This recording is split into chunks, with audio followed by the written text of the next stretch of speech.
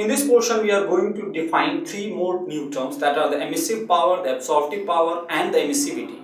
Now, using these, we are going to define what exactly is the Stefan-Boltzmann law and how we can apply these in the finding the radiation losses and convection losses. We are also going to discuss another law called the Wien's displacement law. So let's start the topic. Let's see some other laws related to the radiations. So these laws are, one is the Wien's displacement law and another is Stefan-Boltzmann law. Now, the nature of thermal radiation, now we are talking, and the laws that govern them. First, we will talk about the Wien's displacement law. What is this Wien's displacement law? Thermal radiation, once emitted, is an electromagnetic wave like light, which we know. It therefore obeys all the laws of the wave theory. Hence, this thermal radiation, because they are waves, they will obey the wave theory. From this wave theory comes these laws, the Wien's displacement law, the Stefan's law, they all come from the wave theory. And the thermal radiations being wave, they will follow this. Now we see that as the temperature is increased, the wavelength corresponding to the highest intensity decreases. Now see, you need to read this line carefully again, because mostly people confuse what this wavelength we are talking. This wavelength is the wavelength that corresponds to the highest intensity. It's not the wavelength, it's not the highest wavelength, it's only the wavelength which has the highest intensity. So what happens is that as the temperature increases, this wavelength, the highest intensity wavelength, means not the wavelength of which has the highest value, rather that wavelength at which you have the highest intensity, this decreases. Now to make this clear, let me draw you first a diagram.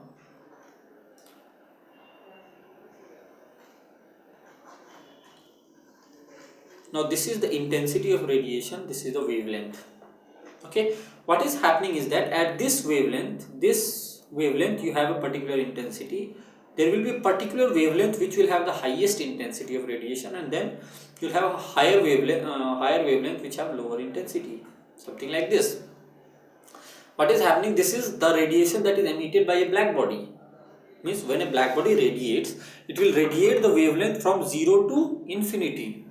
Theoretically, it is emitting radiations from 0 meter to infinite. In terms of wavelength we are talking. So it will radiate all the wavelengths, but not all the wavelengths are emitted with same intensity. Means some wavelengths are emitted more commonly than the other one.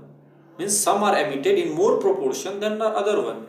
So that wavelength, this is the wavelength that we are talking, lambda m, that I will denote it, is the one that comes in the Wien's displacement law. So what it tells you that as the temperature is increased, this wavelength will decrease, means it will move back, right, as the temperature is increased. This wavelength lambda m is inversely proportional to the absolute temperature, and this is what the Wien's displacement law is. This wavelength into the temperature at which it has been drawn, this is a constant. That means if you increase this T, then this lambda m must decrease. Okay, this is known as Wien's displacement law, and this constant B is 0.2887 centimeter Kelvin and is known as the Wien's constant. Now the way of this derivation is quite complex. It comes from the quantum theory of radiation, where we use the Planck's theory of radiation and then apply the energy density, and then you differentiate to find at what wavelength you have the maxima, like you do in the differentiation to find the maximum value, and then we reach at this value. So that's a quite complex thing that which you don't have to study, but you have to remember this thing, that lambda m into T is a constant. Okay, so let me show you the same thing in the terms of graph. So if this is the lambda m, because at this point you have the highest intensity at temperature T1, and this is greater than T2, where T2 is a smaller temperature, then at a smaller temperature the maxima will happen here.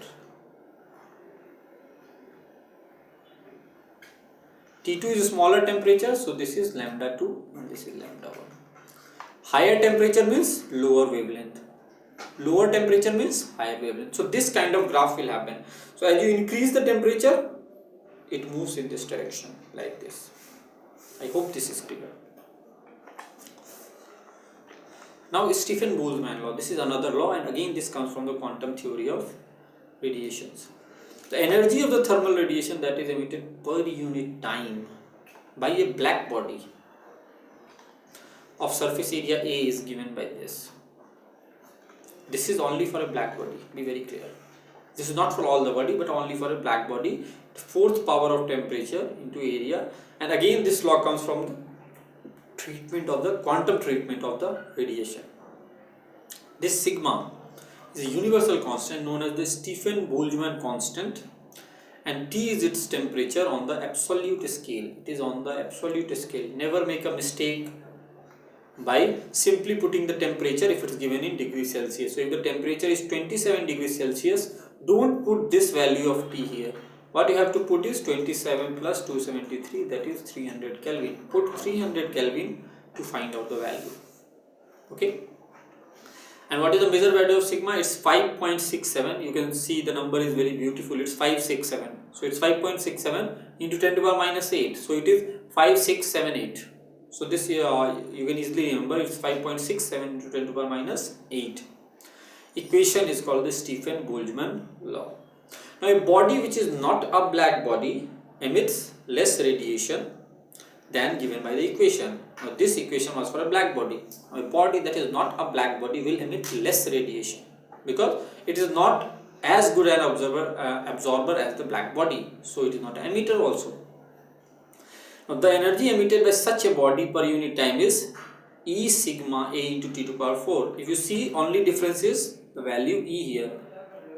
What is this E? What is the value of E in the case of this black body? Its value has become 1. That's it. You can use this as a general formula, and this value of E becomes 1 for black body. I hope this is clear. Now E is a constant for the given surface having a value between 0 and 1. This constant is called the emissivity of the surface. This constant is the emissivity.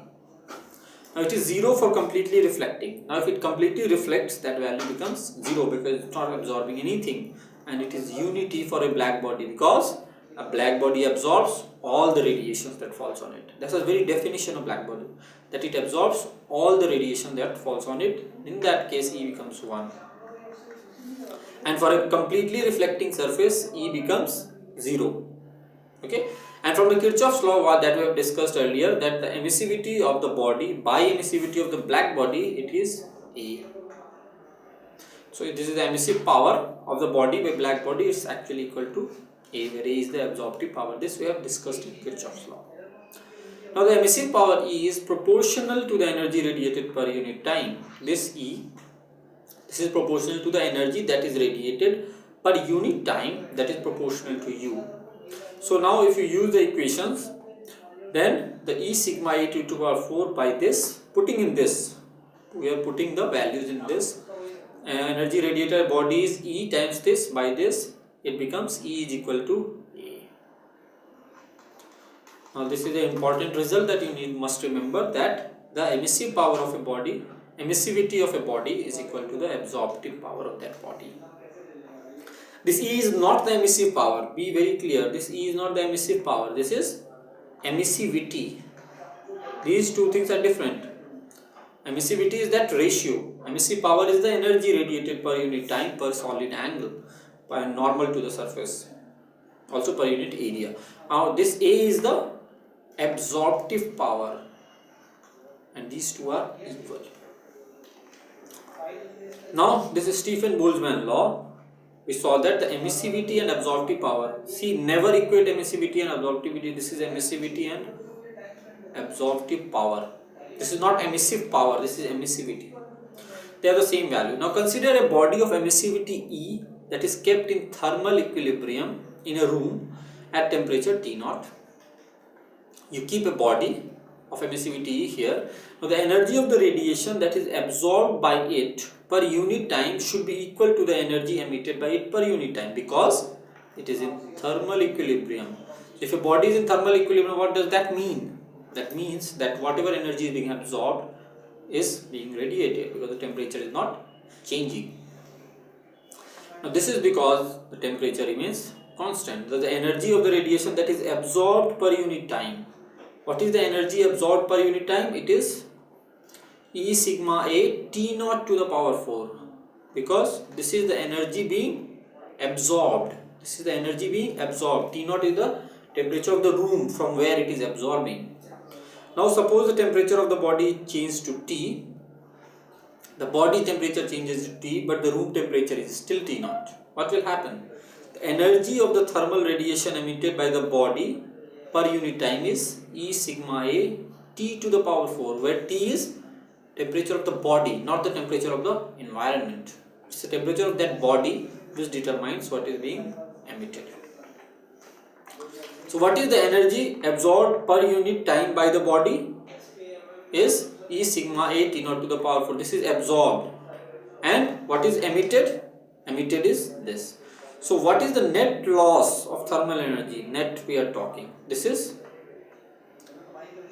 value is subtracted from the energy, that energy. So that is E sigma A T to the power 4 minus T naught to the power 4. This is the net loss of thermal energy per unit time. Okay. Now see this question. A body which is a surface area given centimeter square. So it is this. Okay, and it has a temperature of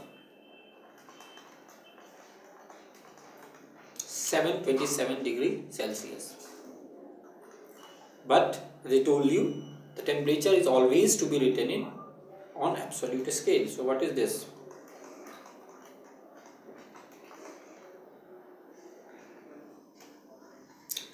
Thousand Kelvin. Okay. Question is, it radiates energy at the rate of 5 watt. So the power is given. What is its emissivity? Value of E. Now we know we have the formula that the power is E sigma A into T to the power 4, right? This implies sigma A T to the power 4. Let's put the values. 5. Sigma we know is 5.67 into 10 to the power minus 8. Area is 2 into 10 to the power minus 4. And this is 1000 into 10 to the power 4. Right? And then you have to solve this. So you have this 5 by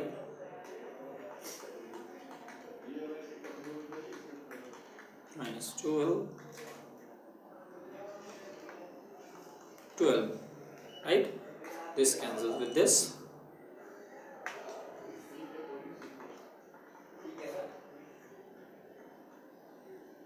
.5 by 11.34. So this becomes 500. So you make this, it is 0. This has become 4. Again at 4. So 0.44. So if you look at the options, you have the B option. So the correct option is B. In this part, we have identified 3 new terms called the emissive power, the absorptive power, and the emissivity. And we saw 2 more laws based on radiation. One was the Stefan-Boltzmann law, and another was the Wien's displacement law. In the coming parts, we are going to discuss the Newton's law of cooling. There, we'll see how we can relate the rate of loss of heat to the rate of change of temperature, and then we'll also see how the rate of change of temperature depends on convection also. So stay tuned to Ask ITians for more on these topics.